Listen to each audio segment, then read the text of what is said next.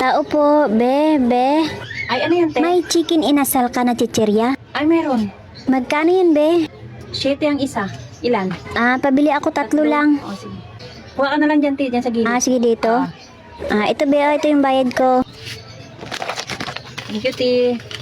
Few moments later. Be. Ay, ano yan, te? Ay, be, yung binili kong chichirya na inasal, makunat. Kunat na. Dapat binalik mo na lang. Ito, be, dinala ko dito. Kunin ko na lang yung bayad ko, be. Oh, 3 tong binili mo. Tapos bakit isa lang to? Nakain ko na kasi yung 2, be. Ito lang yung babayaran ko, te. Yung binalik mo. Kasi kung binalik mo yung lahat, kasi alam mo naman makunat, di babayaran ko yung lahat kasi kahit nabawas na. Oo, kasi bibiyo ko naman yun. Ay, ibig sabihin, hindi mo nababayaran yung 2 nakain ko. Ito lang binalik mo eh. Kinain mo na eh.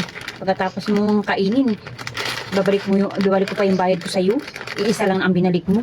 Hindi isa lang ang babayaran ko, te. Ganun pala yun. Akala ko kasi pwede kasi ibalik kasi makunat. Kinain ko na kasi tuloy. Binalik mo yun kahit bukas na, babayaran ko yun. Wala ka nang binalik, inubos mo na nga eh. Oh, ito lang yung babayaran ko, te. Sige,